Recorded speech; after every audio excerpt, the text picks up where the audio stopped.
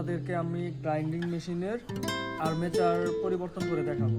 আপনারা দেখছেন ইতিপূর্বে যে আর্মেচারের মানে যে স্পার্কিংগুলো করে ওইটা থেকে কিভাবে আপনারা মুক্তি পাবেন এবং সুন্দর স্পিড উঠবে আর কি। এখন স্লো হয়ে গেছে, তো ভালোভাবে কাজ করতেছে না, এই কারণে আজকে আমরা আর্মেচার চেঞ্জ করে দেখাবো আর কি, কীভাবে করতে হয়। আপনারা নিজেরাও করতে পারবেন। তো অনেক জায়গায় দেখা যায় অল্প সমস্যা হইলেও মানে অনেক দূর দূরান্তে যেতে হয়। তো আপনারা আজকের ভিডিওটা দেখলে খুব সুন্দরভাবে আর্মেচারটা চেঞ্জ করতে পারবেন। দেখতে পাচ্ছেন, এটা যদি ভালোভাবে দেখেন তাহলে আপনারা মানে দূর দূরান্তে নিয়ে যেতে হবে না। কাজের মাঝখানে অনেক সময় দেখা যায় মেশিনগুলো নষ্ট হয়ে যায়, কাজ বন্ধ রেখে আপনারা মানে অনেক দূর দূরান্তে গিয়ে মেশিন ঠিক করতে হয়। তো চলেন আজকে আমরা দেখাবো কিভাবে আর্মেচারটা চেঞ্জ করতে হয়। তো আমরা এখানে কার্বন খুলে নিব। আর্মেচারটা খুব সহজে খুলে আসবে আর কি। আর কার্বনটা যদি এভাবে থাকে তাহলে আর্মেচার আসবে না, আর পরবর্তীতে লাগানোটা কঠিন হয়ে যাবে আর কি। তো কার্বনটা অবশ্যই খুলে নিতে হবে আর কি, নিতেই হবে। তো ভালো মানের স্ক্রু ড্রাইভার, যেটা মাইনাস, কোনটা লাগে এটা তো আপনারা দেখলেই বুঝবেন। ওই অনুযায়ী স্ক্রু ড্রাইভার দিয়ে খুলে নেবেন আর কি। এই যে দেখেন কার্বনটা অনেক ছোট হয়ে গেছে, মানে অল্প কাজ করার পরে এটা অতি দ্রুত নষ্ট হয়ে গেছে আর কি। কার্বন সেটা ব্র্যান্ডেরই ছিল, ওই কোম্পানির মেশিন, কোম্পানির কার্বন ছিল। তারপরেও দুইটি বাথরুমের কাজ করার পরে নষ্ট হয়ে গেছে আর কি। তো অনেক কাটাকাটি করতে হয়, এই কারণে এটা দিয়ে আর চালানো সম্ভব না, তাই আর্মেচারটা চেঞ্জ করে দিব। তো খুলে নিলাম, দেখতেছেন। তো মাথার অংশটা প্রথমে খুলতে হবে। এই যে দেখেন সুন্দরভাবে খুলে আসছে। এই যে দেখেন কত সুন্দর মানে কালো হয়ে গেছে আর কি, অনেকটা পুরে গেছে। তো দাঁড়ালো হয়ে গেছে, যার কারণে এটা ক্ষয় বেশি হয়ে যায়। এমনি আর্মেচার ভালোই ছিল, তবু আমরা চেঞ্জ করতে হবে, কারণ কাজের সুবিধার্থে।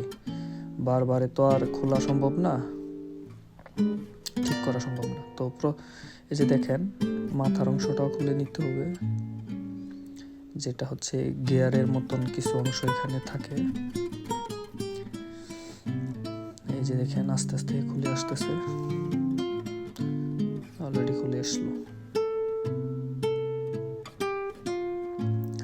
এই যে দেখেন গিয়ারের অংশটার মাঝে একটা নাট লাগানো আছে, তো এখানে বিয়ারিং আকারে আছে, এটা আস্তে আস্তে বাড়ি দিয়ে খুলতে হবে। খুলে আসলো।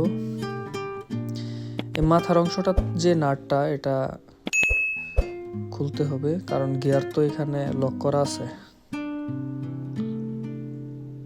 এই তো খুলে নিলাম।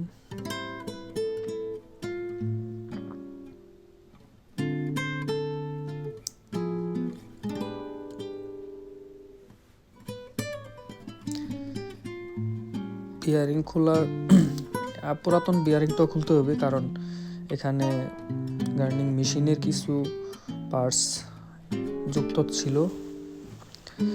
এটাকে খুলে নিলাম। এখন আমরা নতুন আর্মেচার, এই যে দেখতে পাচ্ছেন,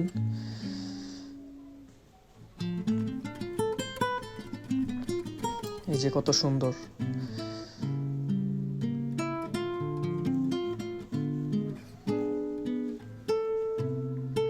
বিয়ারিং লাগাচ্ছি, তো একটি বিয়ারিং দিয়ে আরেকটি বিয়ারিং এর উপর চাপ দিলে জিনিসটা ভালো থাকে,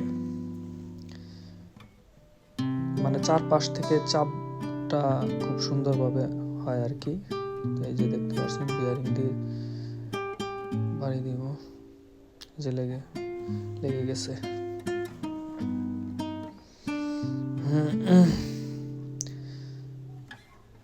ছোট একটা পার্টস খুলে গিয়েছিল, ওইটাকে আবার সেট করলাম।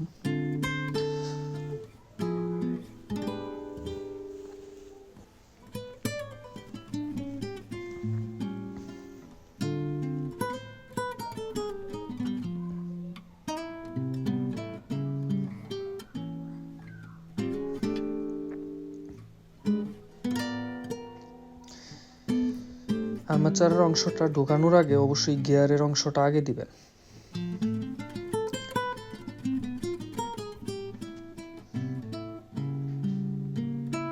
গিয়ারের অংশ দিয়ে তারপর লাগিয়ে নিতে হবে।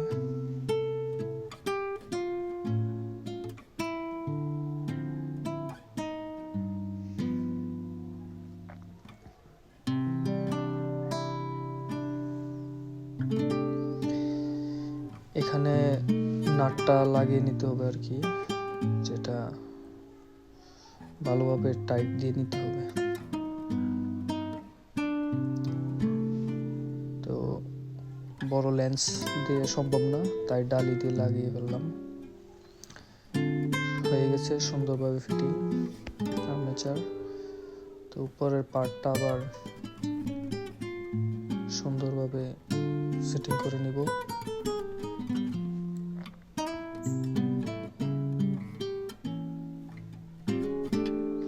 গিয়ারের সাথে ভালোভাবে ফিটিং হলে এমনিতেই লেগে যাবে। এই যে দেখেন, লক্ষ্য করে দেখেন, এই যে হয়ে গেছে।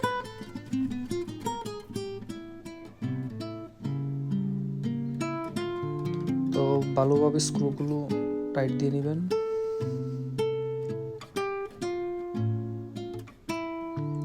আর অবশ্যই ময়লা কাপড় দিয়ে ভালোভাবে মুছে নেবেন।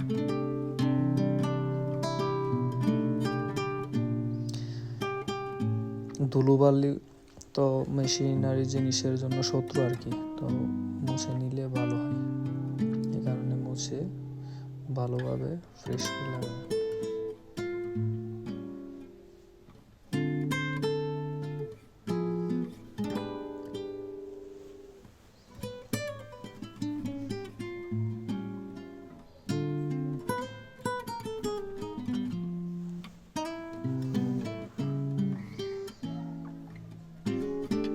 পুনরূপে আবারও সেটিং করে নিলাম।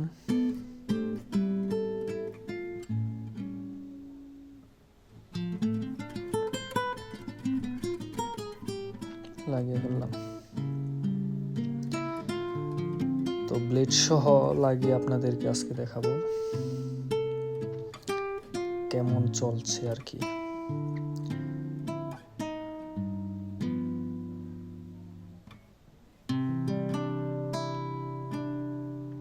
হয়ে গেছে।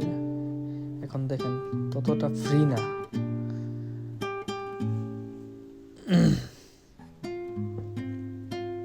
নতুন কার্বন লাগাবো।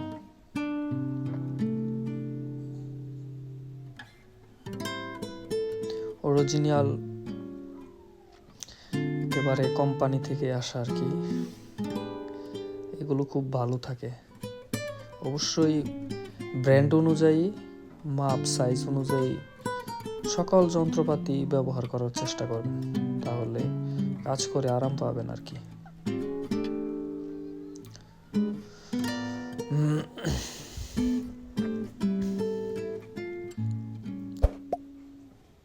নতুন তো স্প্রিং একটু হার্ড।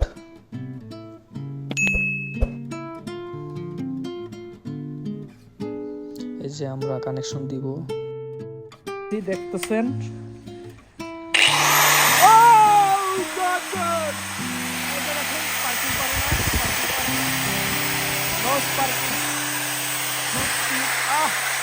Good.